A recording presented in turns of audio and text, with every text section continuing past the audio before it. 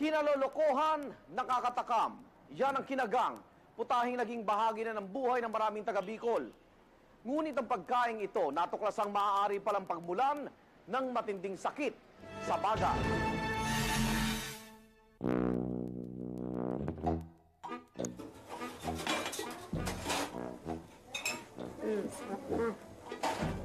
Pagkukuha ka man naman mapakagunim niya. O ito ako'y nagluto, kumain ka man. Masarap. Walang tigil sa pagsubo, walang kasing linamnam. Para sa maraming taga Bicol, di kumpleto ang araw kapag hindi na ihain sa mesa ang isa sa mga specialty nila, ang kinagang. Sarap. Ang kinagang. High school pa lang ako, everyday na ako nito kumakain kasi may naglalako nito. Kaso namatay na yung tagagawa, kaya nahinto. Pero hindi nila alam, ang kinababaliwan nilang ulam, may sangkap palang salot.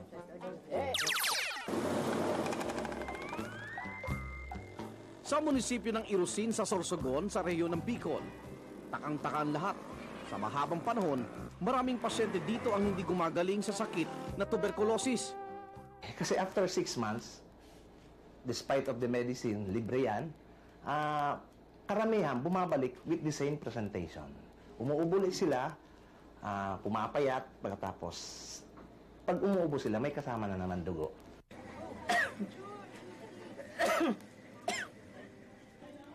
Isa sa kanila si Mang Doro, 53 taong gulang. Halos 2 taon na siya nanghihina at umuubo na may dugo.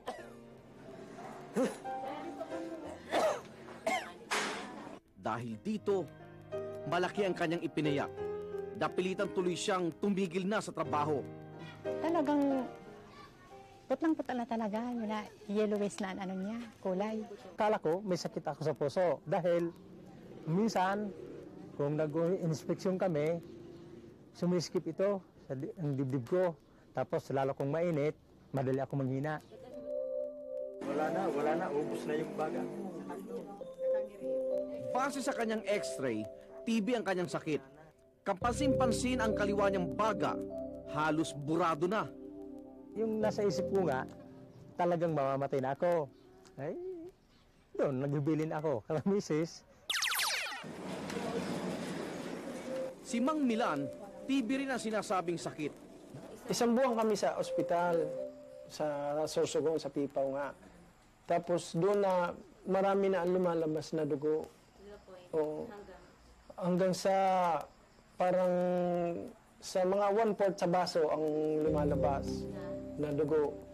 O, tapos hindi naman na dadala nung gamot na ibinigay sa akin na para sa TB raw.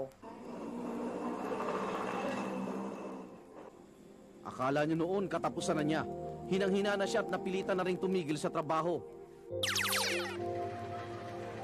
1995 nang pumunta sa Irusin ang isang grupo mula sa College of Public Health ng University of the Philippines sa Maynila. Iba ang orihinal nilang pakay na pag-aaralan sa lugar. Pero naalarma sila sa sitwasyon ng TB dito, kaya agad silang nagsiyasat.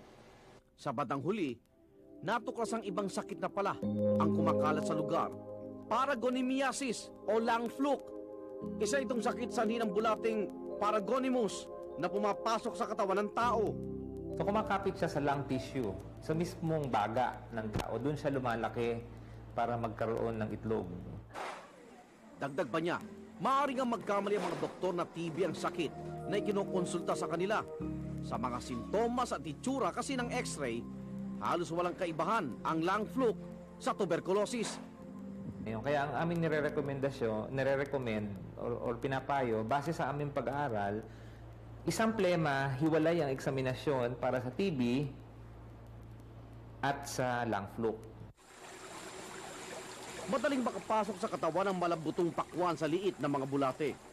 Nagmumula sila sa mga susong matatagpuan sa mga sapa. Kinakain ng mga ito ang bulating Paragonimus. Ang mga talangka namang naniniraan sa mga sapa, kinakain ng mga suso. Sa Irusin, ang mga talanggang ito, karaniwan kinakain ng hilaw. Kaya ang mga bulate, malayang nakapapasok sa katawan. Umakagat, ho? Kapit talaga. Kumapit na. Pag hindi mo niluto ang talangka ng maayos, yung maliit na uod, na juvenile or larval stage ng bulate ay lumalabas sa bituka. Silipin lang ang mga ilalim ng mga bato sa sapa. Siguradong may makikita nagtatagong talangka. Pero dito, malaki, ho. Sambahan lang yan. Namalaban. Ano, nakano na, ho. Nakano yung dalawang ano niya, ho. Mas madali silang mahuli sa gabi dahil mas naglalabasan ng mga talangka paglubog ng araw. Malit pa kami. Yun ang kayang gawing ulam ng magulang namin. Hindi ka na bibili. Sikat na putay sa Irusin ang kinagang o pinaghalong nyog, gulay at taba ng talangka. Pero kahit palang simpleng proseso ng paghahanda ng kinagang, mapanganib na sa tao. Lalo na kapag may itlog ng bulati ang mga talangkang hinuli, sa liit na mga ito, makikita lang sila sa pamamagitan ng microscope. At kahit palutuin ang kinagang, walang katiyakan. Matagal kasing mamatay ang itlog ng bulate. Dati, talaga half-cook ang ginagawa noon nung una. Kaya siguro yung hindi pa naman kasi alam ng mga tao noon na yung itong talangka may sakit pala na nakukuha. Pero ngayon, nung alam na nila, linulutot na talaga. Oras na kainin ang kinagang na kontaminado ng bulate, ang bulate maaaring makalabas sa tiyan ng tao at dumiretso sa baga. Doon siya tumitira sapagkat doon siya magiging adult. Sa Ingles, ang tawag namin doon, yun ang kanyang natural habitat. Doon talaga siya nakatira. Dito na magsisimula ang pagbagsak ng kalusugan ng biktima dahil sa sakit na lung fluke.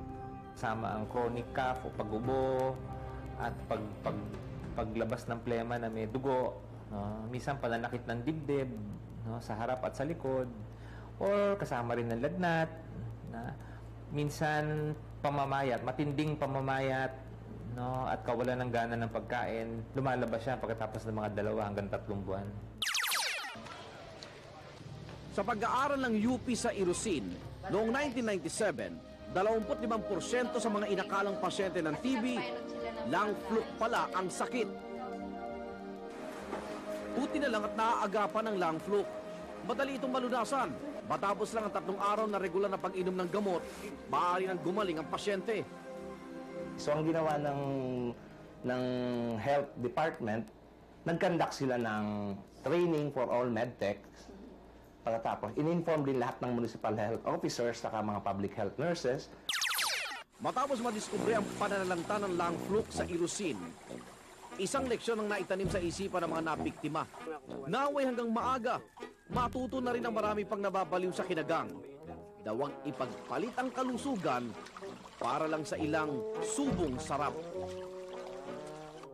5 araw na lang at magtatapos na ang taong 2003. Tiyak namin, magiging bahagi ng pagsalubong sa bagong taon ang pag-iingay. Paalala po ng emergency, huwag kayo magpaputok o kaya'y huwag baril ang gamitin nyo sa pagsalubong ng bagong taon. Hanggang sa susunod na Biyernes, ako naman ang inyong kapuso, Arnold Gravio. Walang takot ay pagtatanggol ang buhay at kaligtasan sa bingit ng emergency.